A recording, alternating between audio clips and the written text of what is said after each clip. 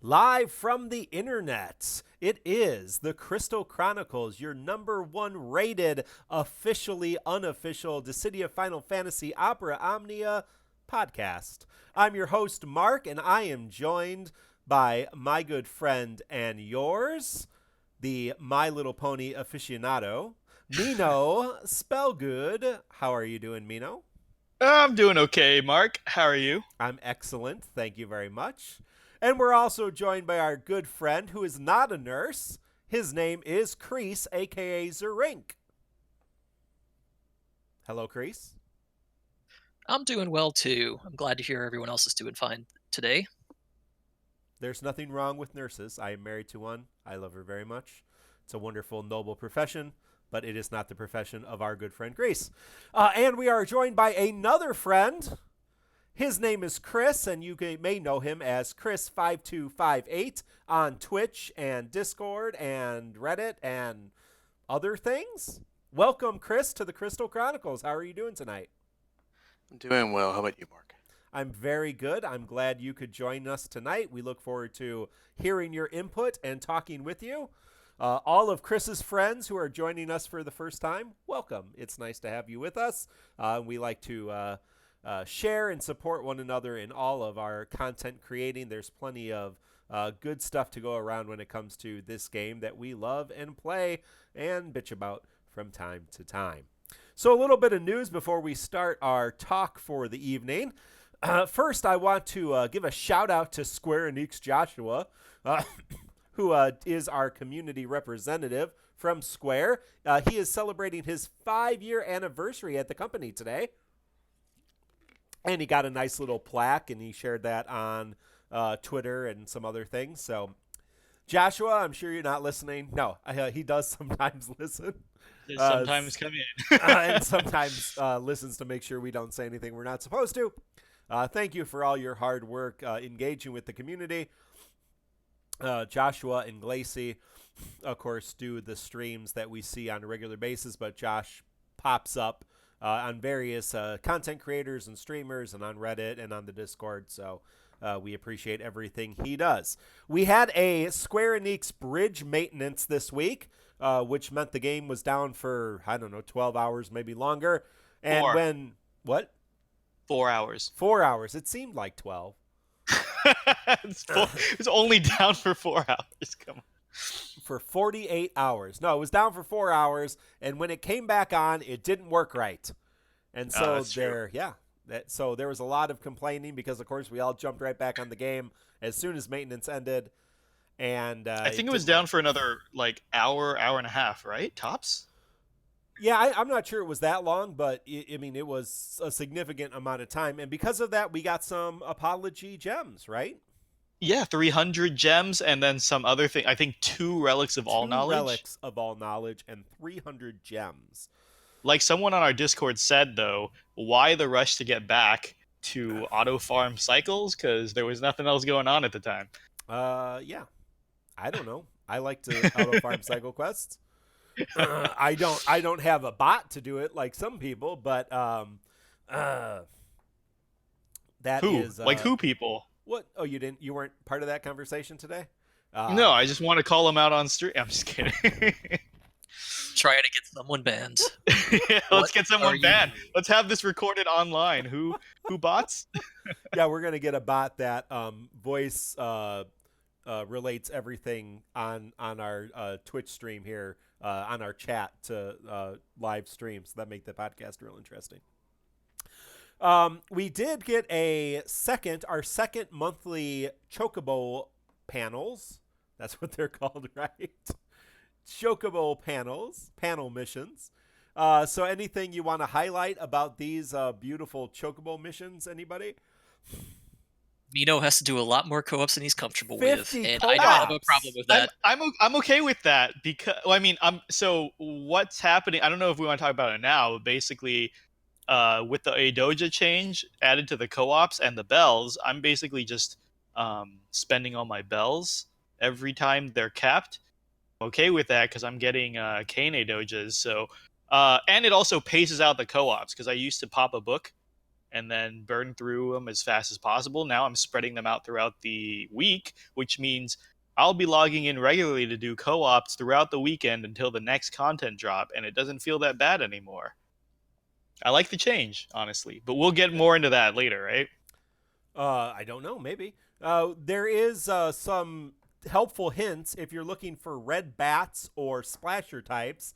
Chapter 10, if you go underground, part 6, I believe, has bats and fish. Those splashers are the fish. And I believe it has them in a 2-to-1 ratio. So if you do that like 30 times, you will actually get your 60 red bats beaten and your 30 splasher types. And if you bring Kuja, then you get 25 uses of Kuja. And if you bring Ramuh, then you can get that taken care of. Or you can bring Ramuh to co-op, like I've seen tons of people doing. Whatever works, folks. I'd The rather co-ops you are not easy do it on, enough. but It doesn't really matter. it does not really matter. No. And I don't think there's any other one that's particularly difficult besides you got to log in for 8 days and do 50 co-op quests. So Big correction here. People in chat saying Mino's actually starting to farm arts.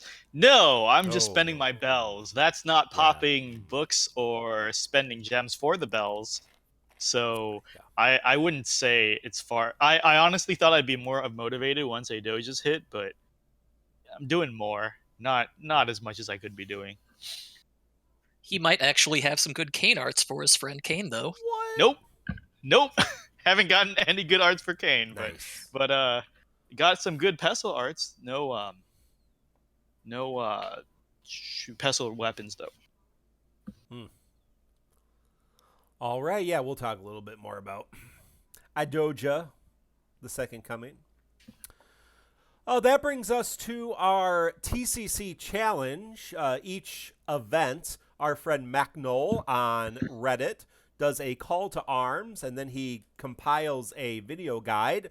And he's been working with Mino to get a TCC challenge, different than just beating the content, maybe restrictions or maybe some different kinds of ways to have some fun with the content and see what you can do. So I believe, Mino, you have some results from the Heretic Power and Magic Chasm Delta Rising TCC challenge. Do you want to go over Sure. what the challenge was and who was able to beat it?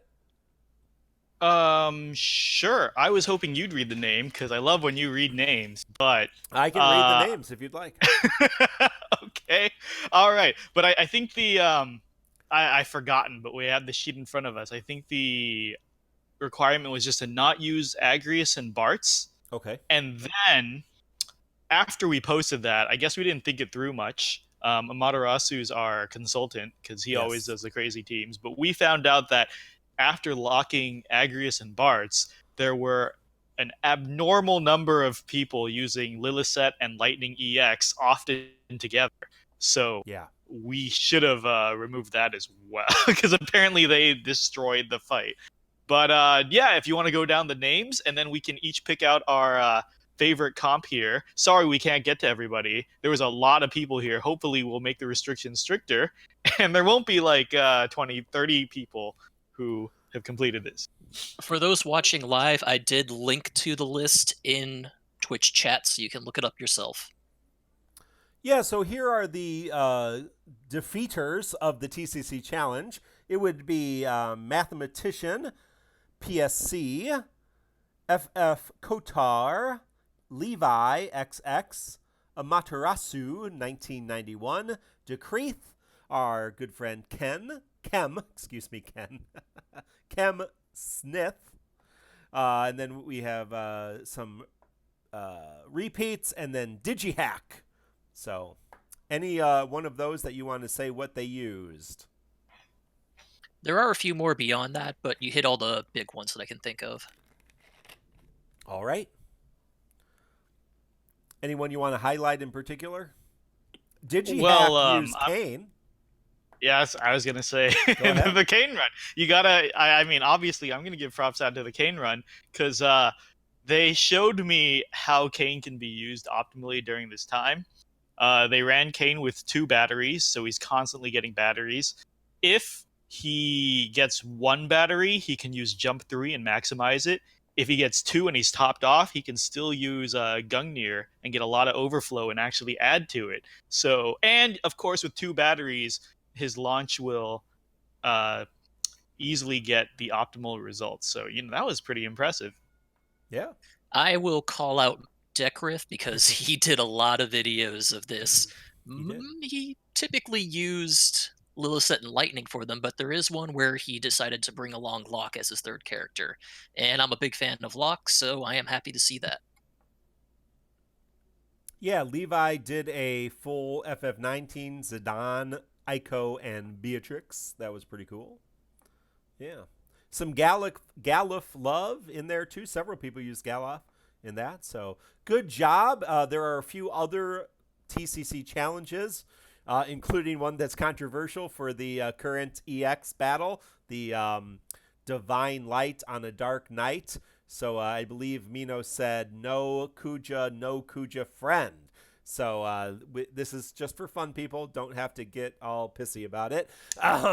Don't do it if you don't want to. It's not that. Let's not blow it up. It wasn't that big of a deal. No, it was. Yes, it was some misunderstanding. You can still participate in the video guide and Macnol's call to arms, regardless of your team comp. But if you want to get a shout out on this very podcast, the Crystal Chronicles, which TCC stands for, then yes, you have to follow by our rules. Ha ha ha ha ha. So, moving on from that. I don't even remember. Was that a hard fight? I don't think so. I have Kuja. No fights are hard. So, we have some new content. Not a lot of new content, but more new content that I believe, than we anticipated tonight. The major content being Act 2, Chapter 2, Light.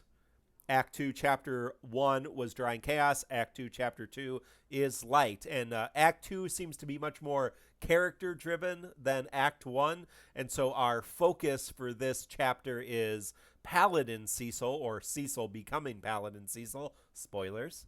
We may be talking about the event, so if you want spoiler-free, you might want to just, leave for a few minutes. And his, again, spoilers, brother Golbez, and some other Final Fantasy IV characters, the ones that we have at the roster at the launch of this event. So, Kreese, do you want to walk us through Paladin Cecil? Sorry, what was that, Mark? I missed that. Sorry, do you want to walk us through Paladin Cecil?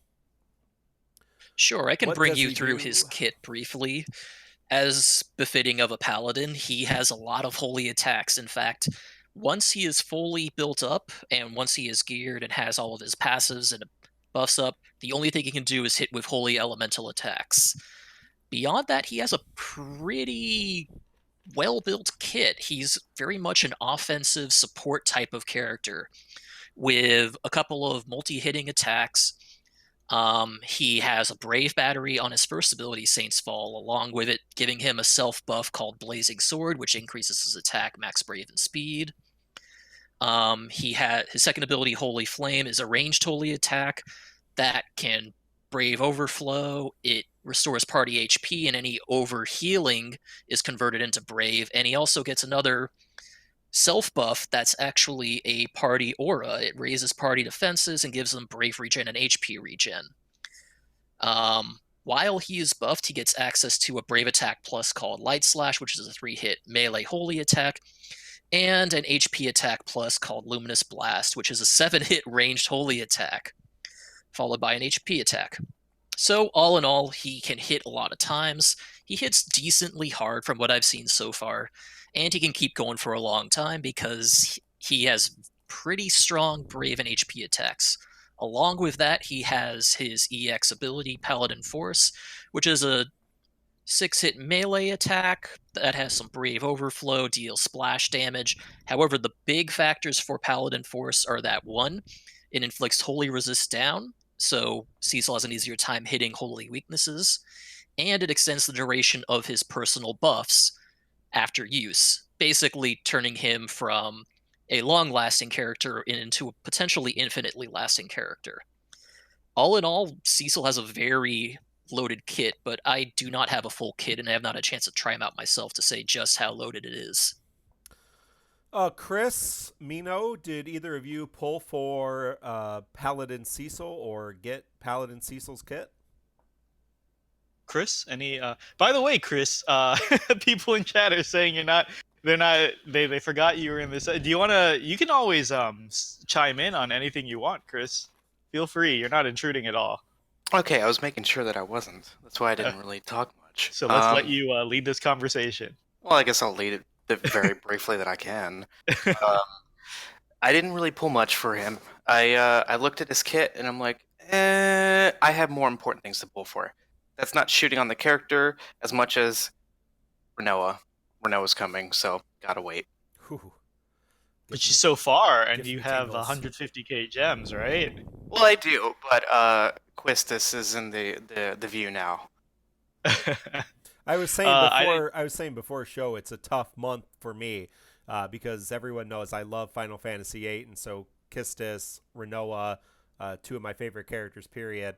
But I really like Final Fantasy IV too, and so Paladin, Cecil, Rosa, and Golbez all in that same area.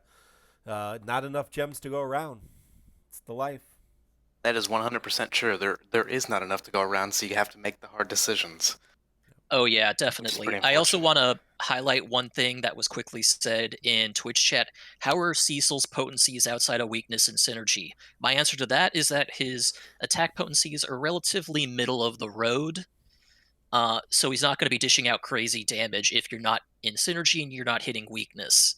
Upside is if you have his EX weapon, you can more easily guarantee he will be hitting holy weakness, and I think he'll have to lean on that quite a bit to hit hard enough to carry his own weight. That said, he still has a lot of utility outside of just being a damage dealer, and that might be enough to earn him a spot on some teams, especially if you're bringing someone like Kuja who can exploit holy weakness. Yeah, that is a tempt. That Imperil Holy is tempting, especially with Aiko right now still being usable. Aiko's Holy when she hits Holy on Smite, the Brave Battery becomes much more useful. And so that's a pretty decent team comp right there that could beat a lot of content, I'm sure, here at the time being, for the time being. But, yeah, so we'll see. Depending on how many gems I have to throw at Kistis, I may come back and throw a few sets at the Paladin Cecil. I luckily did get a single copy of his 35 CP and an extra copy of his 15, so I might use Power Stones to build him up down the line, but he's not going to be a high priority investment right now. But again, Rose's event will have a holy weakness boss, so he might be useful there. Yeah. Well, if you want to know more about the potencies, passives, recommendations on the Paladin Cecil and Paladin Cecil kit, you can go to Reddit and check out Kreese's evaluation, and Kreese's name on Reddit is Zerink, Xerink. So look that at the official Reddit, Dissidia Final Fantasy Opera Omnia Reddit, and you can see his review for Paladin Cecil and his review for all characters, because Kreese does that good work for our community. So we did get... Oh, wait, sorry, Mark, sorry. Ooh, I also want to shout out another community member who released their own evaluation of Paladin Cecil, Water Shaman. Water Shaman actually did some evaluations back during the 50 year and then took a break, but he or she seems to be back and did a Paladin Cecil evaluation. So if you want to see another opinion on the character, look there too. Yes, even though Kreese does the best evaluations, it is nice to have other opinions and some other ideas behind characters. So check out Water Shaman. Is that correct, Kreese? Yes, Water Shaman. Yes, the best evaluations. Yes, so check out that and all helpful links on Reddit and support one another and the work people are doing. Try not to tear people down, even if they're not doing maybe the best work. Maybe they're trying their best, and give them some support. So we did get a surprise. This co-op, we get a chapter co-op and basically an event, Divine Light on a Dark Night, that goes along with this chapter release, and that includes a level 50 and a level 70 co-op, which, if you host or use bells, gives you 7 Eidojas. Is that correct? 7? Yeah. I want to say Yes, that is correct. One for all the synergy characters. Kuja, I was not expecting this. I'm not sure if it happened in Japan. Kuja is synergy for this, along with the banner characters that are up right now. So yeah, because they love us, I guess, they gave us the current banner 3, so Paladin Cecil, Kane, Edge, and then the other weekly banner. Is that correct? Yeah. Who the heck is on that? It's, Thancred. Kryl- Thank God, Thancred gets Eidojas because somebody didn't vote for him. I'm not saying who. Ace and Creel. So those 6 plus Kuja, this is a wonderful, wonderful gift. And so you get 1 set. Of course, if you use a double book, you get 2 of each. If you use a triple book, you get 3 of each. But even better news, in the World of Illusions that goes to this chapter, you don't get Kuja, but you get the other 6. And in the highest, the 60 SP sections, the ones that are locked behind the timer, there's a chance of them dropping Eidojas as well. So you can farm Eidojas for those 6, and you can host bells and get Eidojas and burn through gems like you're crazy if you want to. Our friend Red Kane on our Discord had a nice little suggestion on Reddit that if you're just looking to get those Eidojas real quick and burn through them, you can pop a double book or a triple book, and you can solo. So you go into the level 50 co-op, go to host, and then immediately press begin after you host it, and so you can just do it yourself in a minute and just burn through as many as possible. And if you want to do gem refreshes, you certainly can. I certainly don't suggest throwing gems at things like that, but if you would, please feel free.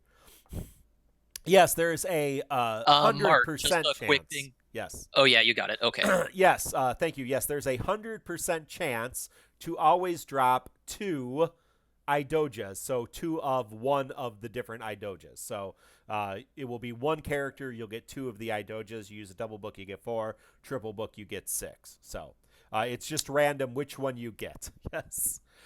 It's a blessing too.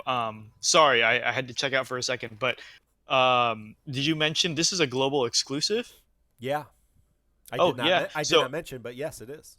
Oh yeah. So this is a global exclusive. JP never had Eidojas farmable in World of Illusions. Oh yeah. And if this continues moving forward, wow, do we have a leg up? Because not only do we have it in the co-ops, I think I was saying last episode that farming Eidojas on co-ops is actually less desirable because bells cost gems. It's the only way to get them.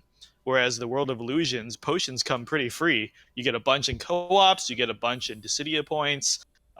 It's much easier, and you can farm a lot more with Eidoja, with the World of Illusions and SP than you ever could in co-ops. So if this continues forward, it is much easier to farm Eidojas in global. And I know some JP players were a little envious of that. Chris, are you a artifact farmer, or are you like Mino and you hate artifacts? Or are you somewhere in between? No. Well, I actually farm pretty hardcore. Mainly depends on what characters are on the list. Like Kuja being there, Ace being there, that was a guaranteed yes. And I've been going through to try and get some good stuff, but come up pretty short lately, even with the 5-star arts being there. Yeah, all of my Kuja Eidojas today have been no reds, so double whites passive. So that's awesome. Which is interesting because isn't the chance for that 50%? Yeah, 50%, each one. yeah. Yeah. So yeah, I got the other 50% chance. But I got some decent Thancred ones finally, and some decent Kuja ones, and I'm hoping, probably like many people, to sure up some good Ace artifacts before his rework comes out and makes him pretty powerful for a while. So, oh, I can't wait for that. That is going to be amazing. I like Ace right now. I think he's a good character still. But yes, his rework makes him much better. Oh, anything else on Eidojas? So yeah, so enjoy that. We are getting, remember, another co-op tomorrow or tonight. Tonight or tomorrow? Tonight. It should be in like 30 minutes, give or take. 4 minutes, Yeah. right. So, we got to balance those, but I think you're going to have people still doing the Divine Light on a Dark Night because there's tons of stuff in that shop. Even after farming for a few days or 2 or 3 days, however long it's been, there's still a whole bunch of the gold stuff that I don't have, and I've been using books. So, yeah. I would not expect to see Eidojas in the co-op Crossword of Illusion. Oh, no. It will probably just be in this, which means people will go back to it very quickly. Yeah, people are going to go back to Divine Light on a Dark Night every day, because every day you're at least going to want to use your bells. And thankfully, bells recharge now. So you can use bells in the morning, use bells at night, use bells in the afternoon, however often you log in. So, yeah, very cool. Thank you, Square Enix. Square Enix Joshua, if that's your 5-year anniversary present for us, thank you. If not, I'll give you credit for it. And you can thank me with free gear. Subscribes or whatever, I don't know. All right, let's talk about the story before we actually talk a little bit about the chapter itself. So our story revolves around a Dark Knight becoming a paladin. That happens like the first cuts. I felt there's a lot of cutscenes in this chapter. I felt like I was playing I don't know, an actual Final Fantasy game. With all the cutscenes. But yes, it revolves around our Dark Knight finding himself, and then him and Golbez. I really liked this chapter, but I'll let you guys talk about how you felt about the story of chapter 2. Before we talk about the story, I just want to highlight that I'm really glad Square Enix switched to this formula of giving us the characters early in the story chapter instead of having to wait until the very end to unlock them. It makes it much more manageable, and I noticed with 7 and Kate Sith too, and I assume this is something that's going to continue going forward, and it's just great. I'm really happy with it, because it was a pain in the butt having to wait till the end to unlock Edgar or Cypher or Lightning during their respective story chapters. Wow, I never thought about it Mino, like that. Did you actually read the cutscenes? Did you actually? Oh yeah, no. I read the story stuff because I think ever since chapter 11 or 10, it started getting interesting. I still skip all the cutscenes for events. I make up my own story. I don't know what's going on, but I'm sure it's the same crap. Everyone's always said since months ago. It's always, oh hey, I don't trust the stranger, or the stranger doesn't trust us. Beat things up, and then they join. It got a little rough with the Barrett event. I'm going to be honest. That I was a little uncomfortable. So from what I can tell, without reading any cutscenes, the first fight is against Barrett. So I think they thought Barrett was an enemy because he's black. That's and exactly then correct. That's and then Barrett decided to bribe them with jewels, and that's why you hunt jeweled turtles. And I'm sure that's only like 10% off of what actually happened. That is 100% correct. That is exactly what happened. But getting back to the story chapters, I had a lot of praise for the last chapter. Kreese brought up a great point I never thought about, bringing the chapter character very, very early so you can actually use them in the chapter. Because Kreese is right. For Edgar or Lightning, you grind all the way through the chapter, you get the character, then there's nothing else to use them on. Or you have to beat the chapter to unlock the co-op, right? That's how it was before. Oh yeah, right. Yeah, right. And then so getting it right off the bat with the character is a lot more fun than rushing through the story, realizing most other people have lives, and you're sitting there alone in your co-op room for like 20 minutes, no one joining. But story-wise, to counter that with Kreese, I expected the whole chapter to be like a climbing Mount Ordeals thing, and Cecil transforming, not like, oh, here's the transformation in the beginning, the very first fight, and then the rest of the chapter was Dookie. But Chris, did you finish the chapter? Do you have any thoughts on the story here?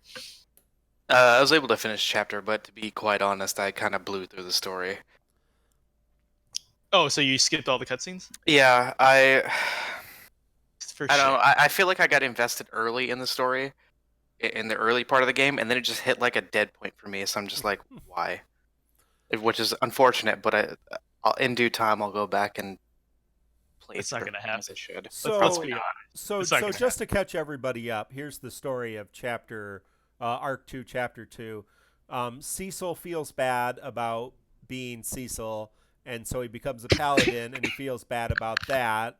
And then he meets his brother, Golbez, who feels bad about all the people he killed because it was a lot of people. And then the tree traps him in this universe, and then they break him out, and the tree runs away, and then they get an airship. So, happy ending. And then Golbez will come back later, and they'll have a party. Tea. So, Pretty accurate. yeah. Let me fill and in then some blanks there. Belthier wins. That's Oh, yeah. Belthier That was a wins. pretty funny cutscene. Let me fill in the story, and then Kreese and Chris can comment on it on the way. This will be Chris's first time hearing it, and I think Kreese isn't done yet, right, Kreese? I'm about halfway through. I just unlocked the second floor. Ooh, second. So following the theme with Arc 2, they're focusing on 1 or 2 games per chapter now. Yeah. And actually covering the end game of the chapter, which I think is very good fan service, as in the whole point of Arc 2 are people recovering their memories, so they become the end game versions of themselves. They have all the memories of their games, and then the game tries to expand on what happens after their game. I really like last chapter with the 13 cast and the Type 0 cast. Yeah. There was a lot of revelations, a lot of changes, a lot of good stuff. This one I didn't care for too much, to be honest. Everyone seemed extremely out of character, and I think this chapter made me hate FF4 because all it is a Cecil Golbez pity party where both of them is just feeling sorry for themselves constantly. Well, why was Cecil feeling sorry for himself? Because like he was the hero. Like I get it. I get why Golbez felt bad because of all the bad things he did. Like a number of terrible things. But yeah, there's a lot of angst in Final Fantasy IV. This is very inconsistent from the story so far. I don't know why we're jumping so deep into this story, because this is a crossover game. I'm sure they don't care that much, let's be honest. But the whole deal is, so to recap, because a lot of people were actually asking our Discord server. So Opera Omnia is the vacation home for NT. Dissidia NT is where all the real battles are happening. And then apparently when they're between battles, they rest in the Opera Omnia world. That's what we learned in Chapter 11. What we learned in Chapter 11 is Garland, who loves battle, came into the vacation home and wrecked everybody. And then if you're familiar with the Dissidia lore, once its side gets wiped out, they respawn. It's like a video game. They got wiped out, they respawn. And when they respawned, because this is a vacation home, they got to choose what memories they retained, because this is supposed to be an enjoyable, relaxing world. So a lot of them reverted back to times where they had no worries. For example, Hope said in the last chapter that he's an adult now, but he reverted back to kid Hope because the happiest time in his life was traveling with Lightning when he was a kid. So that's the basis of where everyone is at mentally in the game. So Cecil says he went back to Dark Knight Cecil because all the stuff that happened after he became a paladin was apparently causing him too much pain. The things he listed in the cutscenes, which I think is stupid, is being betrayed by his king, which I'm pretty sure he already had memories of as a Dark Knight, and he said that in earlier chapters. Being betrayed by Kain, and which again in Kane's event they already talked about before he was a paladin. Yeah, I know, right? And he's all like, he's like all the people that died and all the hardships he's faced. I mean, he did face hardships as a paladin, but it feels like this Dark Knight self still remembers all of that crap anyways. So it seems really pointless. And apparently, at least the other people had better reasons. The other 2 people who regained their memories this chapter were Edge and Yang. Yang said, "Oh, I got my memories back," and then he didn't say anything for the rest of the chapter. But Edge was talking about how he failed his kingdom and had to kill his parents. So I understand why Edge wanted to wipe his memories from before he met Cecil. That makes sense. But Cecil does not make sense at all, and I'm pretty sure it was just a dumb excuse to have Dark Knight Cecil in the game. And then Kane and Palom kept their endgame memories, which is understandable. And all that told me was that Cecil's a bigger coward than a 6-year-old kid Palom, who was able to face the events of the game. It was really sad. There's this big pep talk in the beginning. Yeah. Anything to add to that, guys? Yeah, it is what it is. One thing I want to say as we transition from story to actual some quests here within this is I'm very, very upset. One of the battles that you fight, so you're on this mountain, right? And, you know, it's Final Fantasy. There's a lot of monsters. There's armored worms, and there's like Tracha-liches, skeleton dragons. There's Marlboros, which we know are awful. You should kill those things if you see them. Then, like, all of a sudden you're in the forest, and you, like, go to Buckbeak's house and murder him? Like, what the hell's up with that fight?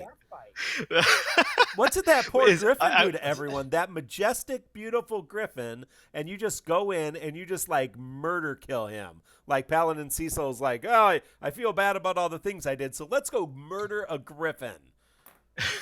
I'm pissed off about that. Anyway. Oh, man. Oh, sorry. Go ahead. What was your next? I'm done. That's my rant for the night. Oh, I just more story points. I don't want to spend too much time on the story, though. Chris, do you guys have anything to weigh in on? You guys played FF4, right? They haven't done this. I mean, well, the last thing I want to touch on is everyone just seems so out of character. Cecil spends his whole time pitying himself for some reason. Even Warrior of Light, like people were saying in chat, Cypher of all people had to tell him to man up. And even Warrior of Light is like, action is better than inaction. You know, you can keep doing it, but I don't think Cecil takes any action throughout this entire chapter. And then Golbez is all... Golbez. That's what he does. I guess. And Golbez is all wishy-washy, too, because Golbez is like, I want you to kill me to redeem me from all my sins. And Xdeath is like, well, I can come and, like, banish you, you know? Then, you know, that's as good. And Golbez is like, I don't know if I want that. And he's kind of... Xdeath is there for no reason. Xdeath has zero personality. But at the very end, like... like Mark said, the only relevant part is there's a race for a new airship. Apparently, Saz has been hogging the airship the entire time. The only person who ever piloted the airship was Saz for this entire time. And then now that they have a new airship, they're fighting over who's going to pilot it. They're like, Saz, you've had this the whole time. Like, can you let someone else pilot? He's like, I don't think so. But then Balthier reaches the controls first and kicks him out, so... Yeah, I have nothing else to add to that. There's some social commentary there. Moving on, there are a couple missions, if you guys wanted to talk about them. Closed Wilderness, which is the Ghost Brothers and Wight Priest fight. False Woodlands, which is the double Iron Worms. Treasury Road Part 2, which is the double Marlboros. And the final boss, which is another Planesgorger. Or Gorger, depending on how you say it. So anybody want to comment on any of those fights in the hard? We assume everybody can handle the normal without much problems, but the hard may give some people issues. Any strategies, tips, tricks, etc.? Chris, did you tackle these? You want to talk about some? Yeah, I'll talk about the two that brought me the most pain. The Closed Wilderness Part 2. With the Ghost Brothers and the Wight Priest. I didn't expect those ghosts to be as tanky as they were. Oh my god. And between the two brothers being tanky and the priest being able to heal himself for 50k if you don't kill him in time, that made real pain happen. Like the team I ended up using, let me see if I still have them here, so give me a sec.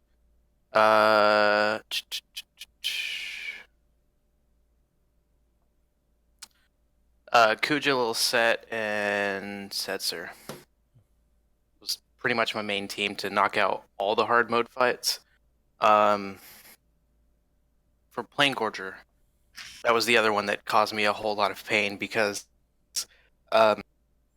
you know, you start the fight out and he just whacks you.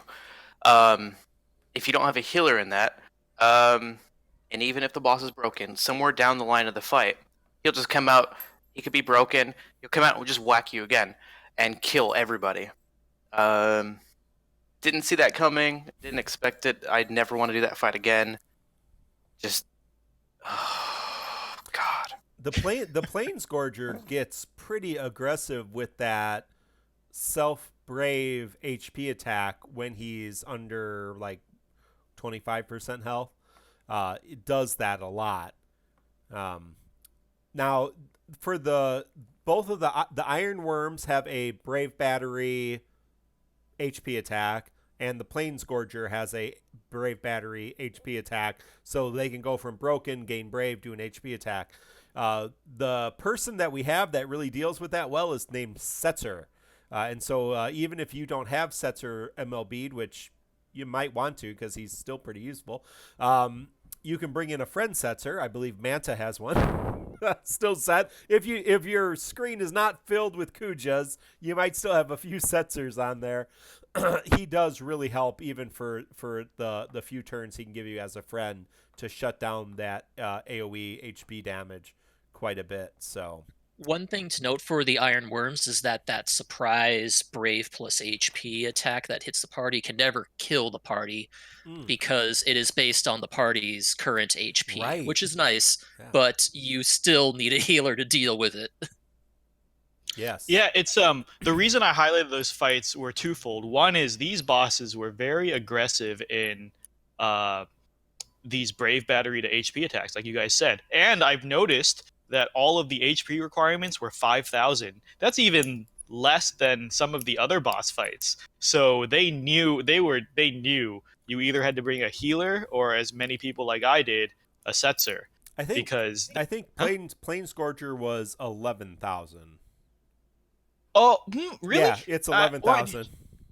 I know that is a lot of damage every time because I experimented. It is. And from 0 Brave break, because I have Lilith sapping the whole time too, from 0 Brave, it'll shoot up to 12k Brave every time it does its AoE, and it does it every like 3 or 4 turns. So for sure, that's coming out 2 or 3 times fight. But Iron Worms were the same, the Marlboros were the same, and the Wight Priests probably not. But as Chris said, there was some difficulty in it. I didn't have too much problem with the Wight Priest, though, because I used the old Echo strategy, which is as soon as it's up, it's very easy to launch. I think it has like 20 chase HP or something insanely easy. You have someone like Kuja who does multiple... we talked about how his Ultima Plus counts as 2 separate attacks when it comes to chase HP. So he goes flying, and then as soon as his turn's coming up, if you summon again, it pushes his turn back a lot. So I was able to squeeze out the damage there. But I can imagine what a pain in the ass it is if it summons again, because like Chris said, those Ghost Brothers are tanky as hell.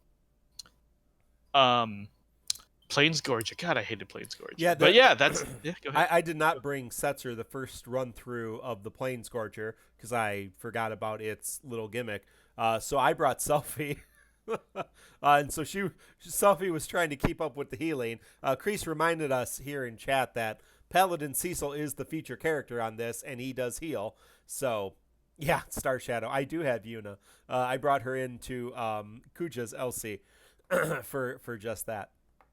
But, so I ended up taking almost 10,000 damage my first run-through of the Planesgorger fight on hard, and with Selfie trying to keep up with the heals, which was... Did it work, by the way? Yeah, well, no, I got with the Selfie? I got the full score, yeah. Okay, good. So a standard healer does work. I was worried that they'd go back-to-back, because I know, like, the Iron Worms do their HP attacks. Ico probably would have been okay, and... there's other healer options right now, and we are getting Rosa and Lena and other healers too. So if you're having trouble with them other now, thing, they might be doable later. The other thing is, correct me if I'm wrong here, Kreese or Chris, but I think this is the first time in a story chapter we're seeing high resistance. High resistance. Yes. So resistant to an element or an attack is 50% reduction. High resistance, which is denoted by 2 arrows now, is 90% resistance. So I highlighted these fights because the Iron Worms are highly resistant to Melee? physical. Yeah. Melee, there you go. So melee does nothing, and people got really caught off guard from that because a lot of people like me don't check these resistances before they go in. And the Marlboros were highly resistant to magic, which destroyed Kuja. Kuja is so useless for that one, and if you're like me, you brought a friend Kuja and wondered what the hell happened, because now suddenly you can't complete it with Ultima. It's doing like 1,000 damage tops. So that's stuff to keep in mind going into these fights. But other than that, the hard mode wasn't too bad.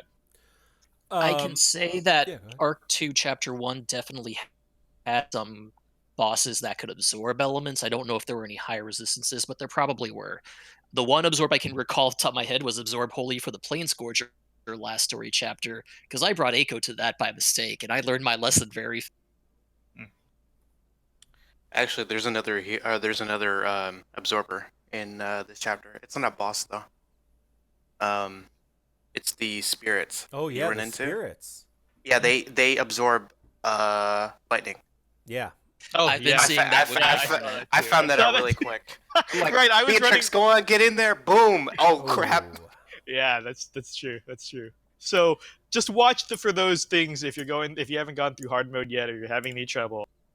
The chat is reminding me that on her release, Rosa will not heal. She will re-raise. Eventually, she does get heal on her EX Plus, but she does not have healing upon her initial release.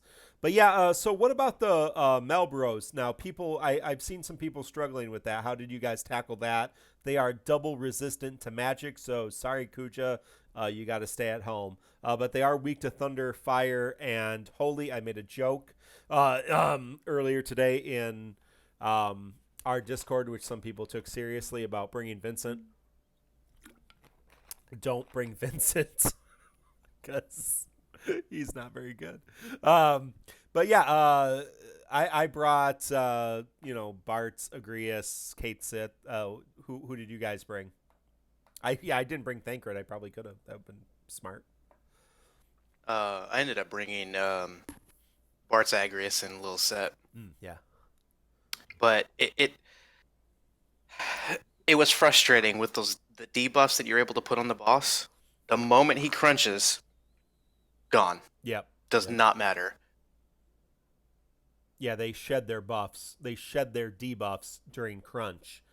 And if they target more than one of your characters with the acid, which gives attack down and something else, it can be really a pain in the butt. Yeah, attack down, defense down, speed down, poison. So, pain. So that seems to be one that's a little bit more pain in the butt. But yeah, Selfie, some people are saying because of her help, Lena, when she comes out here, go back and do that. That would be helpful. Bart's, Thancred, Ariel, I, of course, used Maria. Thancred, Lightning, other, physical users. So if you're looking for help on that, check out, of course, our Discord. Find some other things. So, that brings us to the not the story, but the event that goes with the story. Divine Light on a Dark Night. That brought us a intermediate EX, which is a quest level 100 with 2 waves, and a EX with 5 waves. So somebody want to walk us through the level 100, the 2-wave battle? Chris, you want to... Oh, sorry. Yeah, Go ahead. Chris can do it if he wants. Otherwise, I'll do it.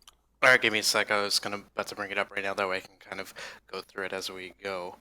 All right, so I believe the first wave is Lich. Mm-hmm.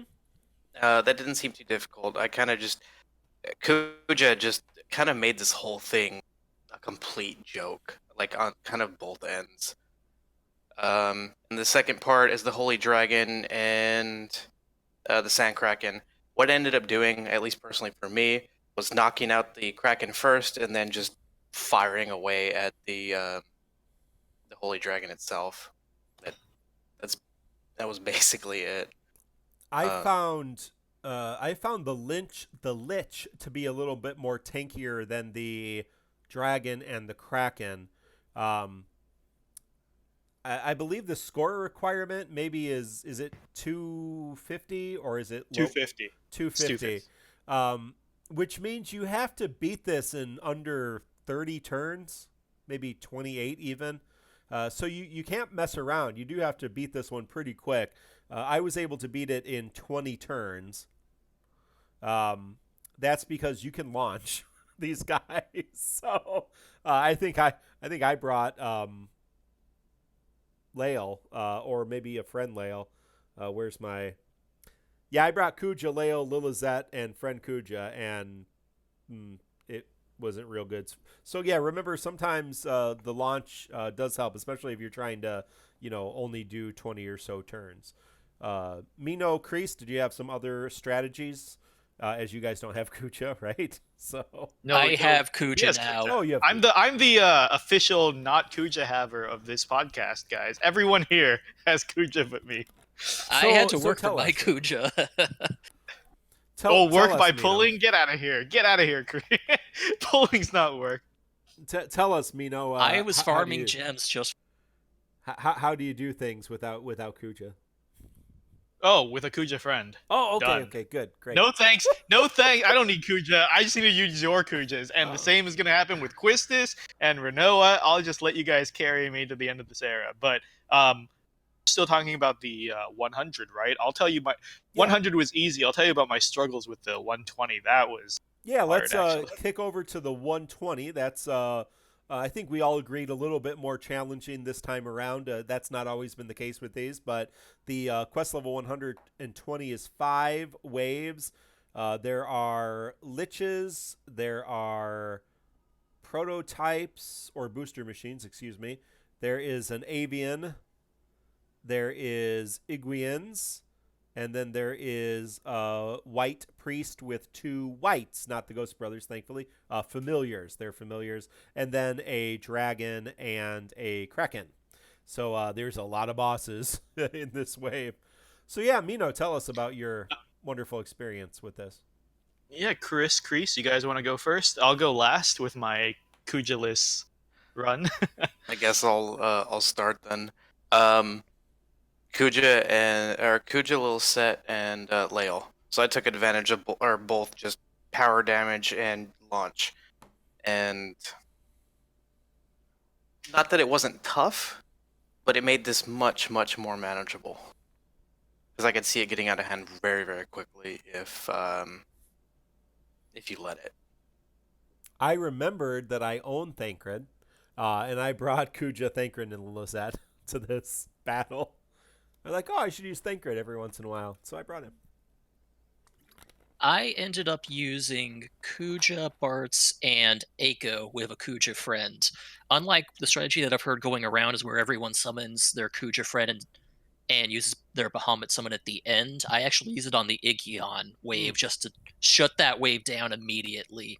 Double Kuja that by swapping out Eiko for my Kuja.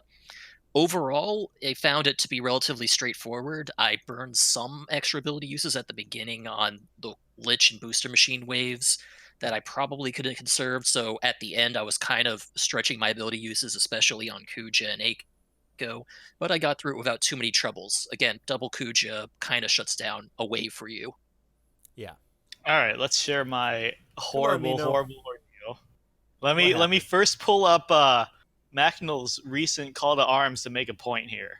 Okay, let me, and then so I tried. It wasn't super hard. It wasn't as hard as say some of the older event. Hell, I think I had a harder time on the Heretics EX. Think. But this one took me an hour of rearranging teams and trying stuff. Shout out to Eidoja's Kuja, and there was one more who had extremely good artifacts I was super appreciative of. There's always a few people on my friends list that I can always...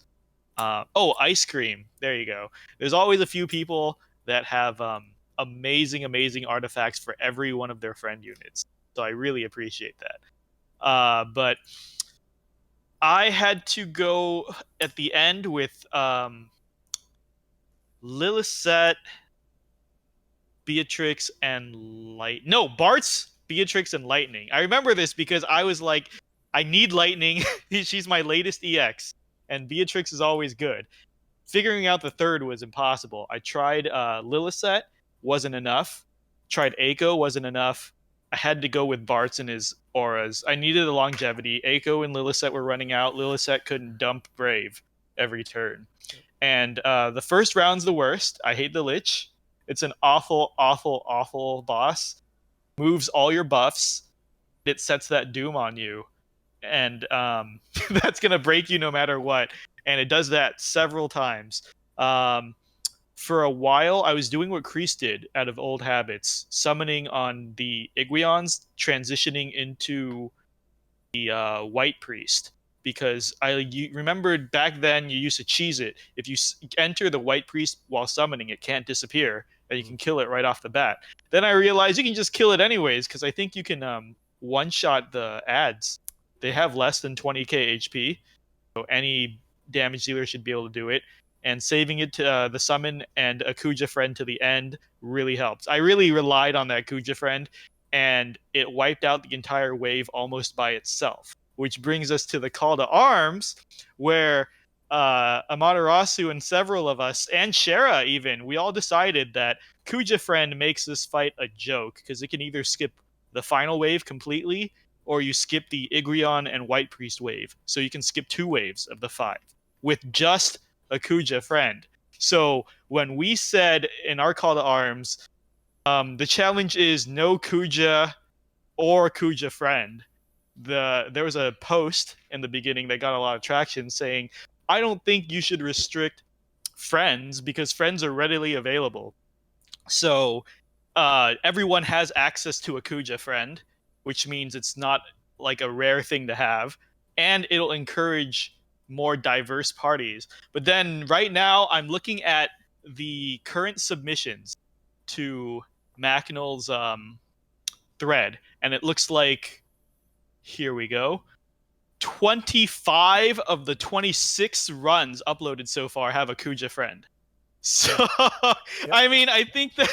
You're looking at an old list. There's actually a few more Kuja lists, but it's 1 Agrius and 2 Lael friend have a couple clears out of 29. We have a couple out of here 29. So 26 out of 29 of the currently uploaded runs use the Kuja friends. And some of the complaints in the comments are saying it's unfair not to allow a Kuja friend because they can't do it without a Kuja friend. I think that tells you something. I think that says a lot. We have as Kreese wanted me. Yeah, we have a couple Kuja list runs here in the Twitch chat just to bring up that you can do it. Ryu Cloud 1 did Paladin Cecil Bart's Tifa Lael friend, and our good friend Areoles did Bart's Thancred Maria with Agria's friend. So right, yeah. It's not impossible. We said it because it's not impossible. Yeah, exactly. And interesting comps. So exactly. Kreese wanted me to talk about this. I was gonna reply on Macnol's thread, but Macnol and Amaterasu beat me to it with more elegant replies. But basically, the reason we have these TCC challenges added to Macnol's threads for twofold. One is to see how biased the content is to the meta. This started because we're talking about how during GL's Hell Month with Lena and everything, Lena only had 6 confirmed characters clear, including friends and usable party members. It only had 6 characters. So we said, wow, that is extremely unfair and greedy that it needed such a small pool of characters. So that's one of the reasons, is to see, can we get away with not using a super meta character, which Kuja is, of course, the most meta character possible right now. He's even synergy for this event, as many people are pointing out. And the second thing is to give more veteran players more depth to the game, because this also was born around the time Agrius and Deuce EXs were running. And people were saying, oh, it's so easy because I used the most powerful comp possible. Like for Agrius, I used Agrius, Ferris, and Ramza, or something like that. Or for Deuce, I used Deuce, this, and this. This event's not that hard. What are you guys talking about? We're saying, well, test your strategy. Instead of relying on the strength of your pulls, let's see if you can do it without the meta characters. So Of course, now when we said no Kuja friend, there's a lot of complaints. They're just saying that's so hard without a Kuja friend. Well, that's the point. Like, do you see? Is this not a problem? If you need to rely on a Kuja friend to cheese this fight, if you need to remove 1 or 2 waves from this fight to complete it, why not push yourself when it comes to strategy and skill? Or why not question why a Kuja seems so necessary? I'm sure we're going to get a lot of shit when we say no Quistis friend for Quistis EX. It's coming. I'm telling you right now. Now, I'm going to counteract that and play devil's advocate here. Originally, when we started the TCC podcast challenge, we decided that any friend unit would be okay because it would be a fair assumption that anyone can get access to any friend unit. And using and nullifying and removing those friend units would be an unfair disadvantage and limit variety in parties. Do you feel we're swinging too far in the other direction by removing friend units that anyone could theoretically have access to? To defend it now for this event and the coming few events, one is this one friend dominates too much. An Agrius friend for the Agrius event or a Deuce friend for the Deuce event did not make or break the fight. This one seems to be, just because Kuja's power, and we've been talking about this for a long time, it's just power creeps so everyone else so hard. And Shara was saying on our Discord server, and he had a really good point, is he's saying, I didn't even care about my team comp. I just brought a Kuja friend, and I got away with like the worst units. There are people getting away with 0 EX weapon clears with a Kuja friend. I think it's just so imbalanced that you're gonna see like every character if you bring a Kuja friend, and that would make the challenge meaningless if you see these diverse casts but you're relying on a Kuja friend. It's like why we removed Yuffie friend from the last Heretics, right? Because it just makes a joke of the fight. You could bring anybody and have him carry. That's a fair enough assessment. Chris, do you have anything to input into this conversation? Not at the moment, to be honest. No, well, not that I'm not listening. I don't have a leg to stand on here because most of the time when I do runs, I don't go to try and have a challenge out of it. I just kind of blow through it, take what most people would have as teams, unless people are having actual issues with the fight themselves, and they're like, "Oh, this is what I have as a team comp," and then I'll test that on stream, and that's about the extent of me going farther than just using straight meta. That's fair, and I think Chris is a really good player because often enough, whenever content drops, he'll pop into our chat an hour later and say, hey guys, I just beat it with this team and this score, and he's always one of the first people to complete the content that I know. Well, do we want to transition now to a new segment that Mino is going to We got one more thing to talk. Oh, what? We have co-op. The co-op. Sorry, we got to bring up the co-op. Yeah, bring Kuja. Okay, next. Yeah, there is a co-op. It's we do have we have the new co-op now, actually. Yeah, there is new, but yes, the Divine Light on a Dark Night co-op is level 50 co-op, which you can just do by yourself, or bring a friend, which is Booster Machine, and then the White Priest.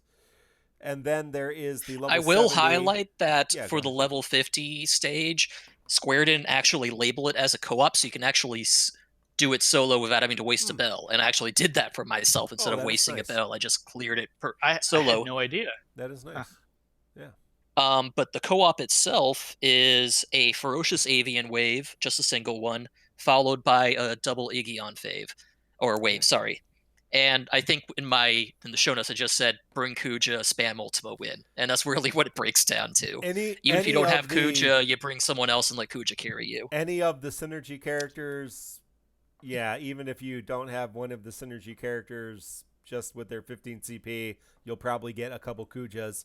2 Kujas and a Paladin Cecil, I think, has been my best score complete because he adds a little buff he adds batteries to the Kujas, which helps their damage output. So as Chris mentioned, as of 6 minutes ago, we have Crossroad of Illusion 3, our third weekly co-op, which is it's a Skull Dragon Soul, a Skull Dragon, and then Tiamat. Not the sexy female version, but the just monocolor. Not the Dungeons and Dragons Tiamat, the one we all love, but the stupid Tiamat that what's it do? It does some kind of debuff, right? Right? Isn't that? I think it cleanses too. Yeah, it removes all brave buffs. too. Yeah, I hate that. So have fun with that co-op, and then there is a new banner as well, a World of Illusion item banner, which is Squall and Rem. Squall's World of Illusion weapon, which may be the only one I have, Fury Blade, slightly raises Int Brave and Max Brave when HP is above 80%. It is not an aura, I believe. It's just for him. Yes. So that's fine. And then Rem's is upgrades Brave Attack to an Ice Brave Attack. So nice. Yeah. So yeah, that's one of those elemental World of Illusion weapons if you care about those. I wonder if they're ever going to make that useful. There are also more items in the co-op shop for Crossroads of Illusion, so make sure you pick those up. Yeah, I was going to say, like, we all thought Cloud's World of Illusion weapon was crap when it came out. And then when he started getting crits a lot easier, because going forward with his 70 Awakening and all his reworks, his crit chances is rising. And plus, he can just break easier and get the crits. It's becoming more and more useful. Maybe someday Yuna's Lightning Brave Attack and Rem's Ice Brave Attack will be useful. I really hope so. Probably not. but back to the co-op really quick. I love this month's content because it's letting me get a lot of use out of Kayn. Kayn really helped with my Heretic runs. Kayn is an amazing pick for this co-op because he does almost as much damage as Kuja in 1/4 the animation time. I've grown to hate Ultima Plus. It's me sitting there for like 7-10 seconds just watching this animation, whereas Kayn can just throw a spear in 1 second and do 20k damage. And so, I don't regret pulling Kayn as much. I still hate Kreese, but at least the game's letting me use him, so I'm pretty happy about that. Good. Now, we have a guest with us tonight, and Mino is going to debut a new segment where he does an interview for a content creator on the DFFOO community. So, Mino, will you take that? And Kreese, Sure. Chris has received the questions ahead of time, so no surprises. Yeah, but since this is our first one also, I wanted us co-host to also answer. So the four of us will be answering this time. And in the future, hopefully we'll get answers from other prominent content creators or guest hosts whenever we do this. But I know that so a while ago, everyone's familiar with Dean of the Global Tier List. He did a little interview of the JP of few JP YouTubers about their pull habits. And it was a great interview. It inspired a lot of things, but some people were saying that it wasn't specific enough or there was no conclusion drawn. And it seems like there's a lot of interest in these questions. And basically, I feel like now that we've hit Kuja, which I feel like is a midpoint of the game, for global players, we can take a look back from the beginning of the game to the power creep that is Kuja and talk about the pulling habits we had and our strategies and how it worked out for us. A look back that I know Kreese wants to touch upon later as well. And if we ever get JP guests and content creators, which is the plan moving forward, they can talk about Kuja onwards. So GL players will talk about Kuja and before. Other people will talk about Kuja and onwards, and we can compare notes and everything. Just some insight on the game. But for all of us, let's do this in order. Yeah, we'll have Mark, then Kreese, then Chris, then me for each question. If you guys are okay with that, I'm all right with that. Sure. I've got about like little like 6 or so questions, honestly, about the decisions we've made and how we've done it. For example, the first question is, okay, so when did you start playing DFFOO? And what's your clear record of content? So we have some context about how well our plans worked out. Mark, do you want to start us off? Day one player, 100%. 100. You did everything, all the LCs and all the events that came up. Done everything. I've Wow, not missed you any son content. of a bitch. You son of a bitch, Crease. I missed a lot of time limited rewards until about Awakenings hit. I usually skipped Lost Chapter time limited events until after Kuja and Sephiroth arrived. I skipped a lot of early co-op, so I didn't get the gems or the armor tokens or tickets there. I missed fully completing all of the EX fights until Awakenings arrived. Since then, I've been able to fully complete everything with the exception of Deuce and Agrius EX fights. Oh, it's a good run after Awakenings, but I think you told me you were playing pretty casual beforehand, right? So you weren't really trying. I was for all playing the pretty EX? casual until about the time of the summer banners when we got Saz 35 and Kuja arrived. Chris, how about you? All right, so I've been playing since day one, and the only content that I actually found issues with, kind of overall, was the SQEX fight. Oh, Which- interesting. That was hard. That was the one that had the damage reducer. Yeah. Yes, HP yes, it damage was. reducer, Yes, yes. Yep. A recent Heretic 100 fight, I missed the top score. I don't know why. I was able to make the 120, but not this one. I was like, okay, whatever. And the Lena X. Is the last Heretics gone already? It was the previous before the Delta and Yeah, not Alpha these, ones. the last ones, right? Yeah, it was the last one. Yeah, it was real Yeah, bad. I think when we were covering that, we said that without Bartz or Agrius, it's a really tough fight. Yeah. I don't know if you had either of those. Well, I had Bart's and Agrius, and I think maybe my artifacts were not set correctly. Like, I didn't have the best ones I could have Mhm. at the time. I missed it by like 2,000 points, and I'm just like, no, it's not even worth going back for the 500 gems. I'm done. Yeah. That's fair. That's fair. I understand that. For me, I'm also a day one player. Looks like this time we have all day one players. The only thing I missed was Vanille LC, which I'm very upset that neither Chris or Mark missed somehow. I felt like that was the early Lena EX. I feel like if you didn't have any Vanille weapons, which I couldn't, and I pulled until I had no gems left to pull. I didn't have any Vanille weapons, so I didn't have the Dispel or the Battery. And it felt so stacked against me because at the time you don't have very strong magic units and you don't have tanks either, so you're just getting wailed on by I tried so many times with so many resets because I know the Giants had a set pattern, but I missed Vanille LC hard, and that was my biggest regret. And it was such a big regret that when Lena came, I spent all my gems to get the Lena weapon to make sure it didn't happen again. But that's my one content missed. So moving forward, the next one is, what 3 characters do you not regret chasing? What characters did you chase and felt you got the most value out of? 3. Out of all the meta characters, which ones lasted you the most? What was your best bang for your buck? Mark. Zaz, Squall, and Beatrix. Zaz, Squall, and Beatrix. Interesting and pretty good. Do you want to elaborate or nah? You don't They have all to. lasted a long time. Grease?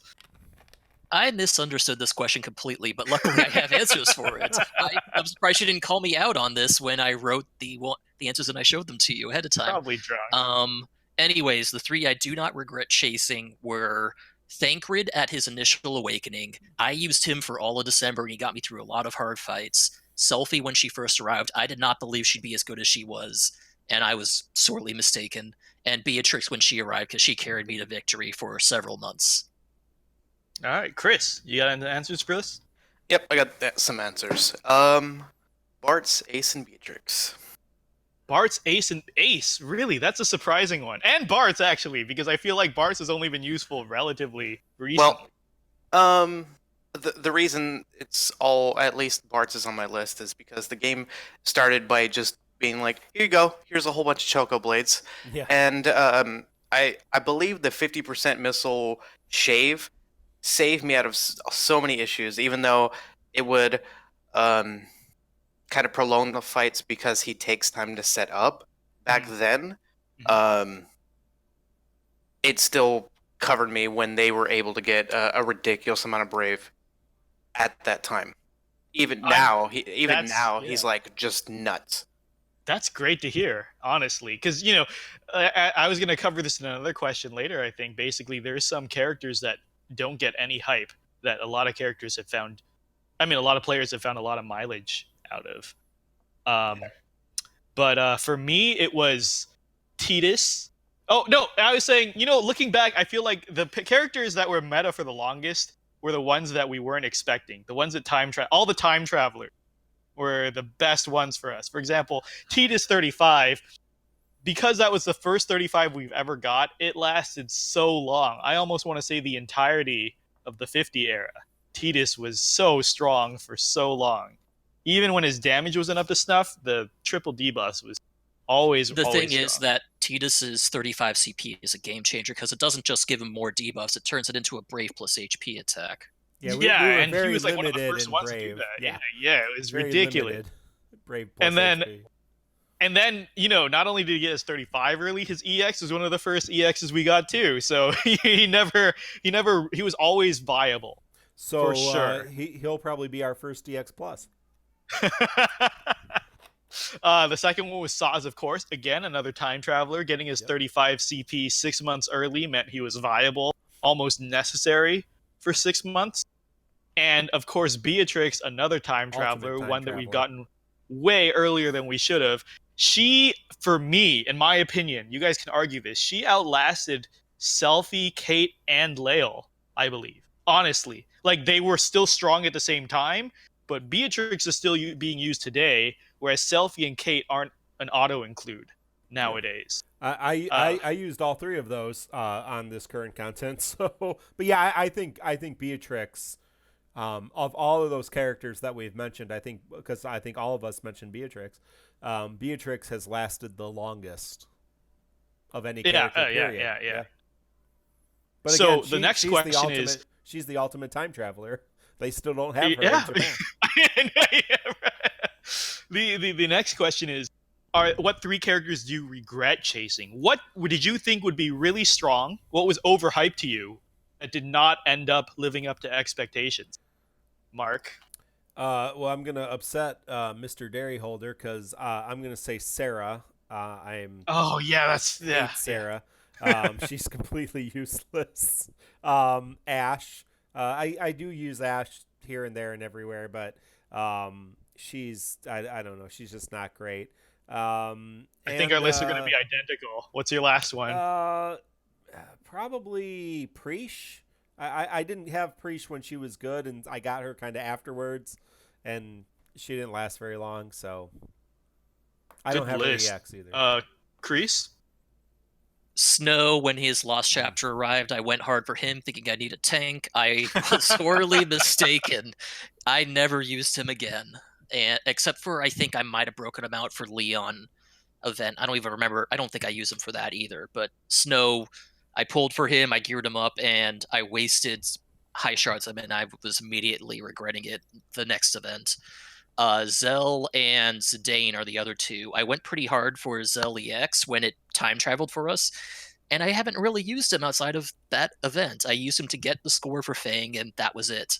And Zidane, I chased his 35 CP after getting his EX weapon because I'm an FF9 fanboy, but I never used him.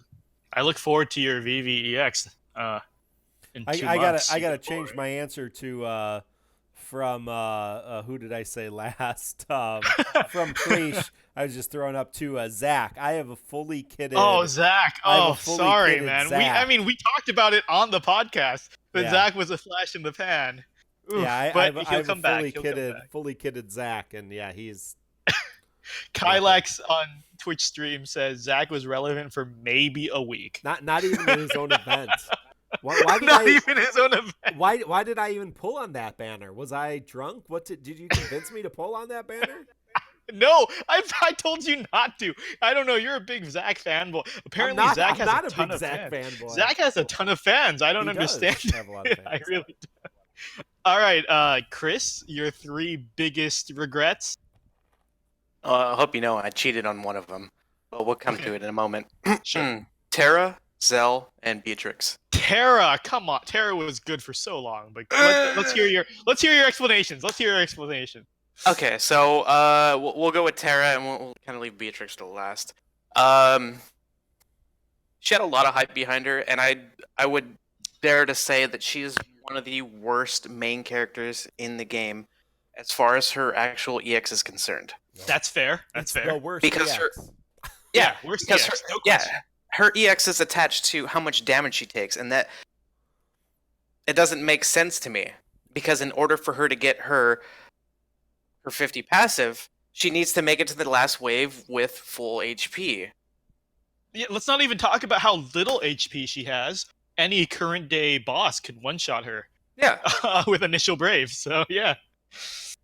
And then Zell, as much as without the EX, didn't you get a lot of use out of Terra? No. No, like I didn't even get Terra up until her EX came out.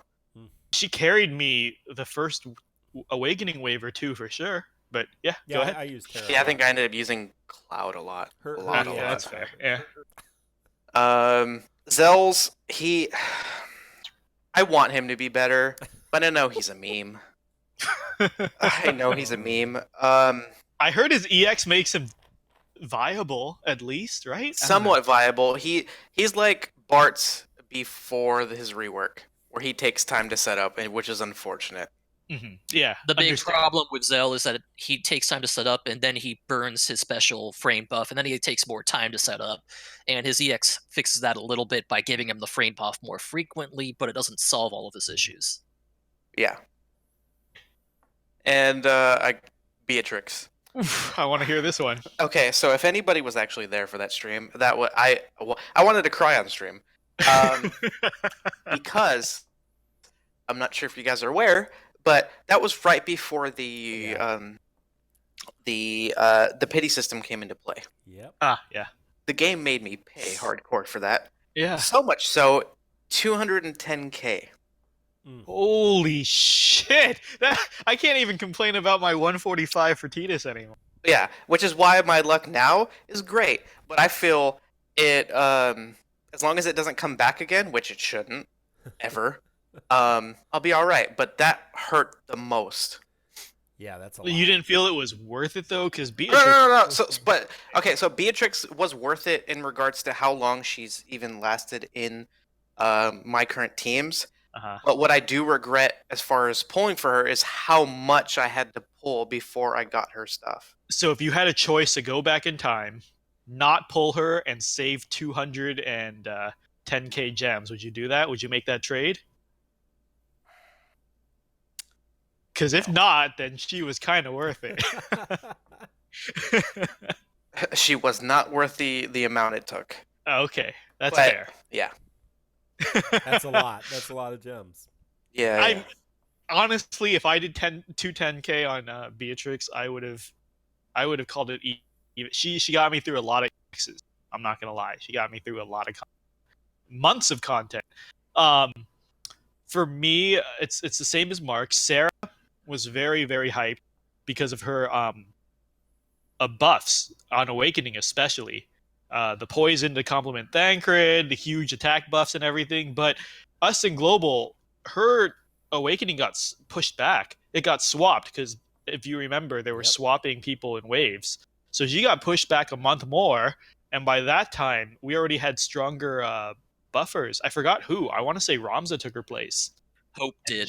Hope took Hope. her place. Yeah, really? Well, basically, she wasn't the strongest buffer when she arrived.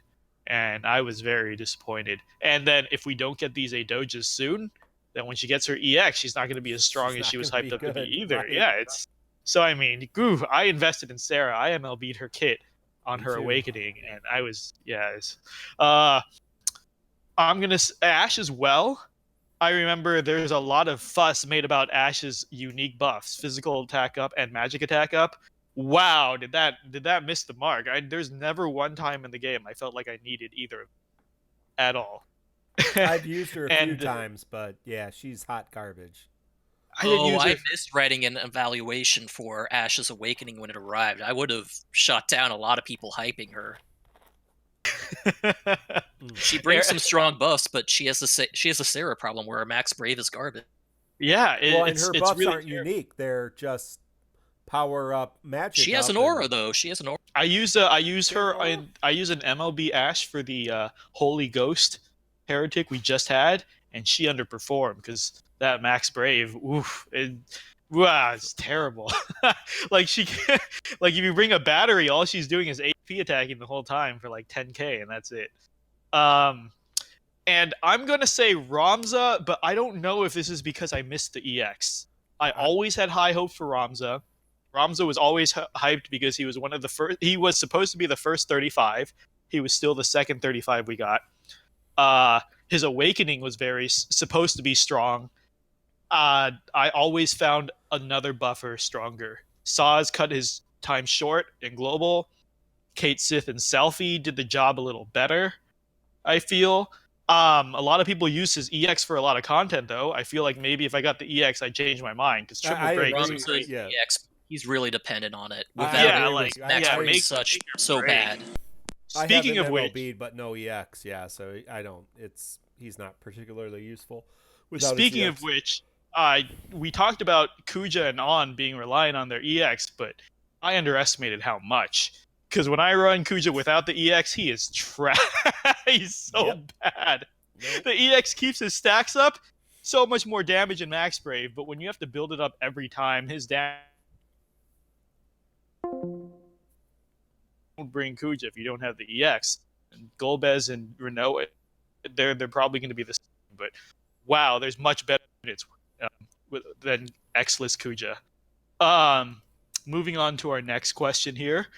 It is, what characters were you pleasantly surprised at? What did you pull by accident that you weren't expecting that got a lot more mileage than you thought they would, Mark? VV. Interesting. No, I'm joking. No, you son of a bitch. Don't taint these questions. Who? I don't know if there's any, but Garnet, I would say. I've used Garnet a lot more than I thought I would, especially with her EX. And she's created some interesting got the EX team. With her EX, she's interesting. So, yeah. I'll just stick to one. Anyone else? Chris? Oh, you only have the one character? You didn't have your three? I thought you were asking him. I was just going to do one. Do you want me to do three? Yeah, do you have three? Agrius. I just kind of ended up pulling her EX on tickets, and then I did a couple pulls to get her full kit. And I've been very, very happy with Agrius. She's a great character. And Thancred, too. I mean, I don't use him all the time, but I enjoy using him, and I think he's a fun character to play. So, yeah. In chat, we have like 5 people saying Setzer. Setzer's a great character, but I always thought that he was going to be good, so he wasn't a surprise to me. CSAM says Yuffie. A lot of people have been using Yuffie, so that's a very good surprise. Kreese, your 3 surprises? I don't know if I have 3 solid ones. As I said, I screwed up your questions and you never fixed me on it, so I have 2 ones that I can definitely call out. First is Ramza EX. We were talking about it last time, but Ramza with his EX really surprised me. I got his EX just by pure luck from tickets. I wasn't planning to pull for it seriously. I happened to already have his weapon, so I fully kitted him out. And I found out that he really slotted in great to teams I was building. And he did a great job.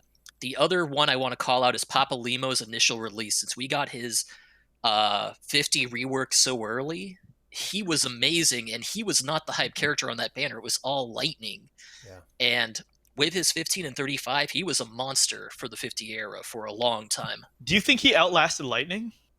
I definitely think so. I used him a lot longer than lightning myself. Oh, okay. Yeah. There's a lot of people in the community say lightning was overhyped, and it is true that Saz cut her range short, but Lightning let me breeze through content for over 2 months for sure.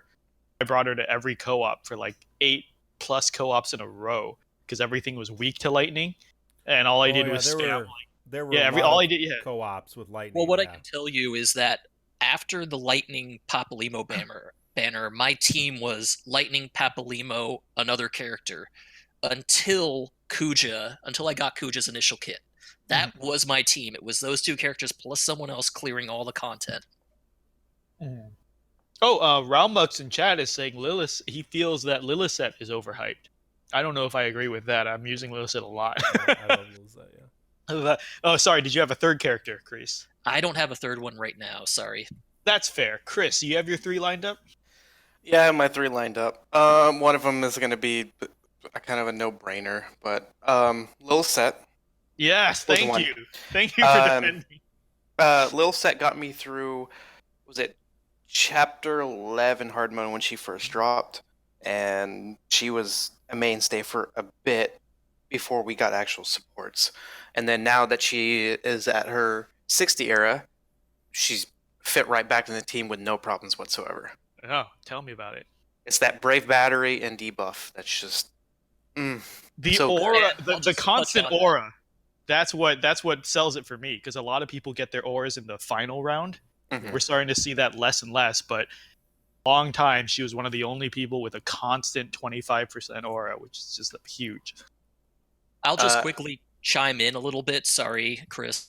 No worries. Lillicet, she had one of the weakest awakenings for her wave, but it didn't matter. Her base kit was so amazing, it just propped her stats up enough to be good enough to work now again. Okay, that's all I wanted to say. Yeah. Go ahead, Chris. Number 2. Agrius. I heard people kind of debating on whether or not she was actually worth it. They were like, she's an alternative to Beatrix, and I didn't really see her as that initially. But as people continue to pull for her, I saw how strong she was. Even though her Judgment Blade or her Paralyzed proc for Judgment Blade is kind of what I ended up using her for, besides the actual Brave Battery itself, is her HP plus, which is kind of surprising because I saw it charge pretty decently when it follows through. And then Hollowed Bolt can bail me out at times. Yeah, tell me about it. And the last one is Kuja, because I had nothing for him going into this current content, and I wasn't going to put any stock into him, and I wasn't even going to pull for him until I saw how busted he was. but following the news, there's way more busted characters around the corner, literally a week or 2 from now, right? Oh yeah, I know. That's why I still have a huge stack of resources to pull for said characters. That's a very good selection for me. The first one, I'll double down with you on Agrius. On paper, everyone was saying Agrius is another flash in the pan, maybe a month tops, because Beatrix does a lot of very similar things. Paladin Cecil does a lot of very similar things. There's a lot of people. She's not a unique kit. Silence is worse than Kefka's HP silence. Her paralyze is lower chance than Clouds. Everyone's saying she's a jack of all trades, master of none.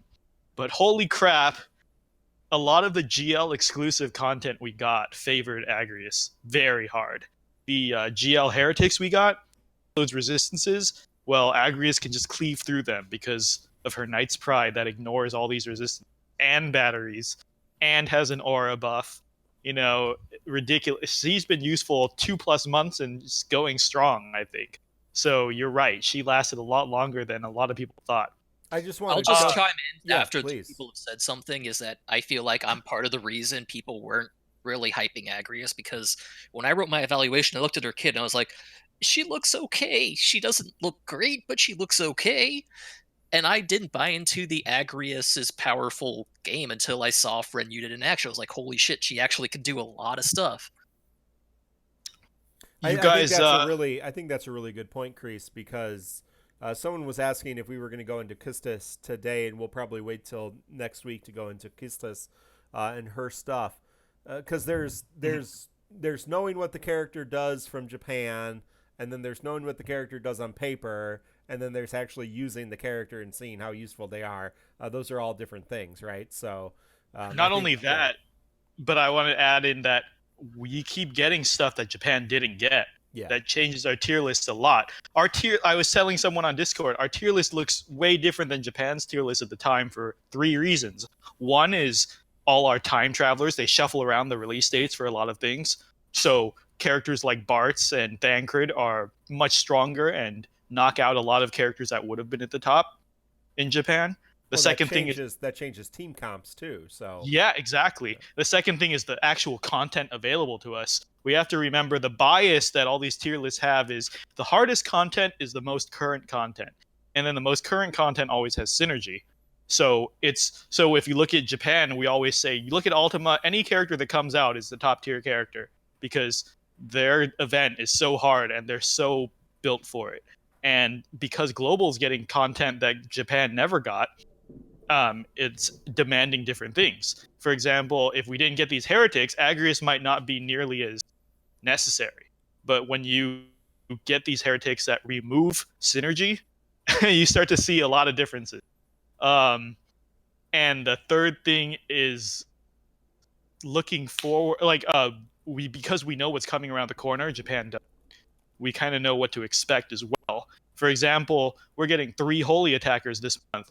Paladin Cecil, Kuja, and Rose. Very first event next month.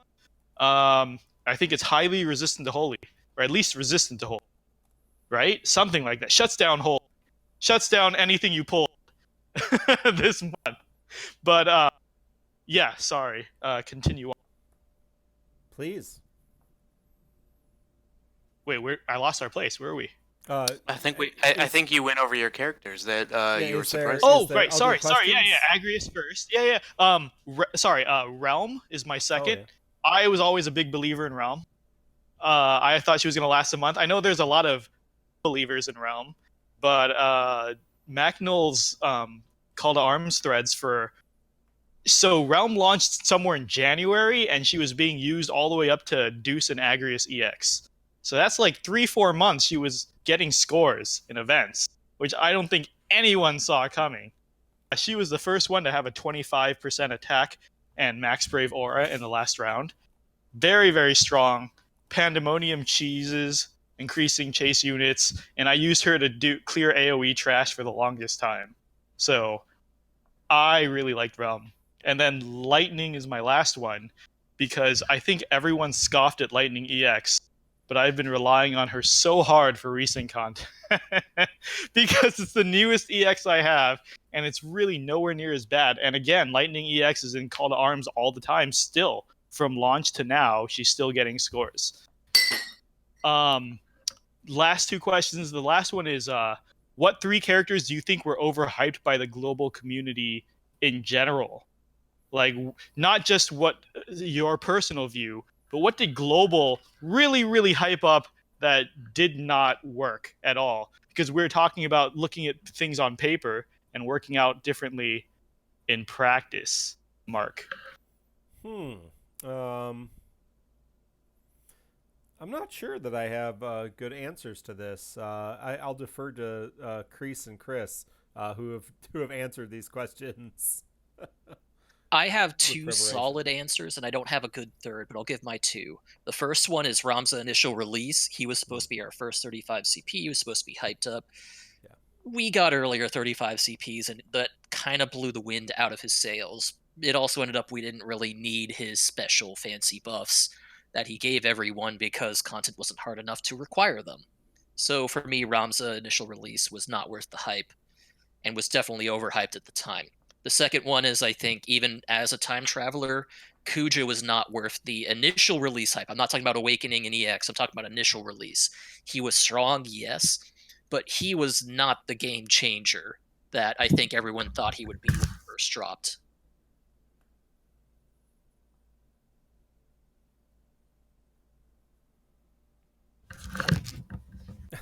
We lose Chris or me now? I'm Chris? still here. Yeah. Go ahead. I didn't hear anything for a moment. That's why.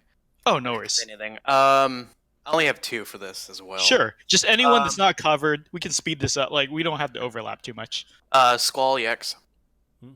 Was that hyped in GL? If it was, Yeah. It was hyped to right. some extent. It's Yeah, just, he was. it was- I found it kind of lackluster. And I know I'm probably gonna get shit for this. Warrior of Light EX. EX? Oh no! Come on, that's a trash. I don't think anyone who pulled for it can defend it right now. I think Yeah. they're just investing. Everybody will be defending it in a month or two. Oh, in months away, but like I got his EX and I'm like, oh cool, this one's gonna collect dust. Yep. I'm in the same boat. I'm sitting with a Warrior of Light EX I will never Hey, use. you guys! At least you guys got it. At least you have it, right?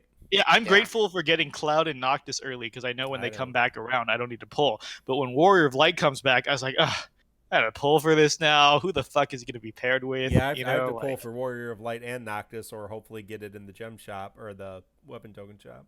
Yeah, so I mean, come on, it's not a total for the ones not covered yet, I mean, you guys did a great job covering a lot of it, but I think Garnet was so hyped on her 35 CP release, and I don't understand it. Everyone's like, oh, she imperils 2 elements. You know, that's so strong. She's going to be doing so much damage because she imperils her own elements. And, you know, that did not. Nobody used her when she launched. Let's not lie to ourselves. You're all liars. Nobody. Sorry, there's a couple in chat here. People were talking about Laguna. That's true. Yeah. I think there was a lot of hype around Laguna, and he never became a strong character. People say Palom was overhyped for farming. I don't know. I think Harriet29 says Palom was overhyped. I still use Squall to farm. Well, did you pull Palom EX, Harriet? Because that's a big, or the 35 makes a big difference. I'd say Palom 35 is the necessary aspect he needs to farm. Yep. A lot of people are saying Sarah, yeah. Okay. And then the very last question we have is, if you could give what advice would you give yourself that you know now to when you started the game? Like, if you could go back in time to when you just started the game, what would you do differently or tell yourself to do differently? Don't pull ever. Don't pull ever. No, I don't have any regrets. So I regrets. This man living life to the fullest. I think knowing if we had the cognition when the game started that there's going to be 75,000 gem guaranteed EXs, I think I probably would have been a little bit more particular in what I pulled for. Obviously, there are some, going back, you would have known which weapons really would have carried you from content to content, but overall, I people are shooting me screenshots of Garnet completing content. So there's several people throwing me screenshots here. Strafe, for one, used Garnet to get Sephiroth EX. So, I guess I gotta eat my words here. And somebody else on Twitch here says they used Garnet on. They just said more EXs, but Kreese, go ahead. I was very hesitant to get into co-ops and start trying harder content early in the game. As I said, I didn't really try to delve into stuff until around the summer events and the Kuja and SAS35 stuff started hitting. So my suggestion would be more willing to go into the co-ops. Even if you're going to be a burden, people are willing to carry you. Try the harder content sooner so you can try to get some of those time-limited rewards. Even if you can't get them all, some is better than none. Aminosa on Twitch says, I wish I knew not to pull on the All-Stars banner when the game launched. I don't regret that. Yeah, I may have pulled hard on that for Cloud, so, yeah. Yeah, I got pretty lucky. I got a huge variety of weapons there. Chris? Save more tickets. Oh, yeah, that's mine. Keep pulling on Bart's because he's going to get good eventually. And prep yourself for Beatrix. It's going in with no lube. That's about it. That's good advice. Mine's is don't meet Kreese, and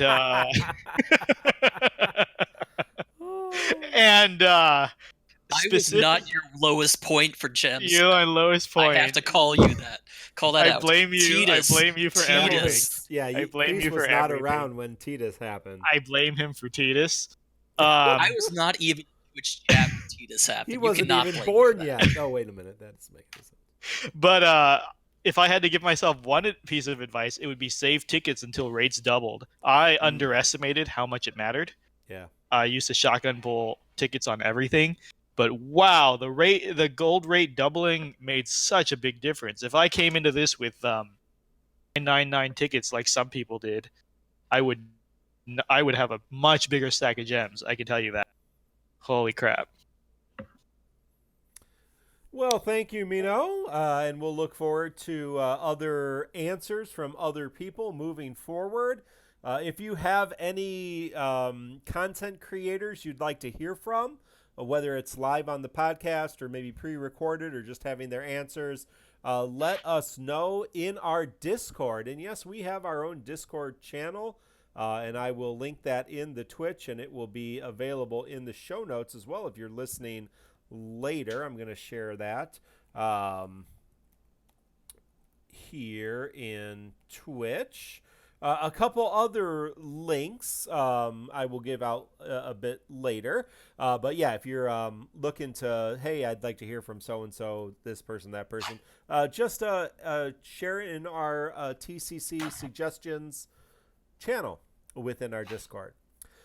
We got some new stuff tonight we already talked about. Next week, we have Kistis Lost Chapter and Diablo's World of Illusion. And again, our fourth Crossroad and our fourth World of Illusion banner. So we'll talk more about Kistis and maybe a little bit about Diablos. Probably not a lot. But next week is Quistis. Do we want to say one or two words about Quistis moving into next week? Crease, have you done any research? Fill up your friend unit or your friend list very quickly. Yes. Anyone who pulls her will put her on your friend list, and then you'll get to use that. The only things I want to say is back when I wrote a review on Vaughn, when I did character evaluations, I said Vaughn is actually a better friend unit than someone in the party. And that drew a lot of controversy, and people were really, really mad. And then it turned out to be true. Yeah. And I'm going to say the same about Quistis. Yeah, she's strong in your party. Having double Quistis is super strong too. But if you had to choose between Quistis in your party and Quistis in your friends list, the friends list Quistis is going to serve you better, in my opinion. Completely honest. And then the second thing is that I saw a post on Reddit today. I don't know if you guys saw it, saying, please stop telling everyone to skip Quistis. I hear so many people saying skip Quistis. If we all skip Quistis, there's going to be no friend Quistises to go around. So the post is saying, please don't tell people to skip Quistis, because if everyone says she's better as a friend, no one will pull on her. That's bullshit. There's so many people who said skip Kuja, and my friends list is all 99% Kujas. Like, all come Kujas. On. Let's not pretend our community is the majority of the players of the game, or that everyone follows meta. Don't be so self-absorbed. Even if we all said Quiz is the worst unit in the game, I've seen friend units of I see 4 Pestle friends on my friends list right now. So, like, that's not going to happen. Chris, any Kuja thoughts? I have yet to see a Maria friend or a Palom friend, so it's not true for every character. Oh, there's I've seen some Paloms. We have one Maria friend. You're not friends with Irola. Yeah. Are you not friends with Irola? I guess not. No, she's got Maria. Chris, any thoughts on Quistis? The only thoughts I have on Quistis is 100 tickets. That's what she's getting. 100 tickets? Not even part of your 150k gems? Nope. She's not that important to me. If I get her stuff from tickets, great. Feel free to use her when I put her up. That's it. You better have good arts. They're all right. That jumpsuit's important to me. Anyway, that will be it for this week's episode 54 4, recorded on May 16th, 2019, of the Crystal Chronicles. You can reach us at www.tccpodcast.com, on Facebook at FFTCC Podcast, on Twitter at FFTCC Podcast, on Twitch at the Crystal Chronicles, on YouTube at a link that I can't say, just search the Crystal Chronicles. And of course, we do have our own Discord server. You can go to our website for that. Chris, if we want to get a hold of you and see your streams and connect with you on social media, how can we do that? All right, if you guys would like to connect with me outside of here, it's twitch.tv /Chris5258. And my Twitter is, give me a sec if you guys want to jump in on that. That's up to you guys. It'll be Chris585221 on Twitter. Chris is sharing that in Discord. If you are listening with us tonight, thank you. Feel free to follow, support, subscribe if you'd like to. Make sure you check out Chris on Twitch. Make sure you follow Chris on Twitter as well. You can always see when he's streaming on our Discord as well. So make sure you support him and many other content creators. If you don't know, if you're a frequenter of Twitch, you can just search Dissidia Final Fantasy Opera Omnia and see who's streaming content today, right now. So please feel free to support that. Well, I think that's going to be it for our show tonight. We may stick on stream for a few more minutes, but for all of us at the Crystal Chronicles, with special thanks to Chris for joining us tonight, this has been episode 54. We wish you good luck, whether you're pulling on Kistis or not. May all your pulls bring EXs and all your dreams be fulfilled. Until next week, goodbye.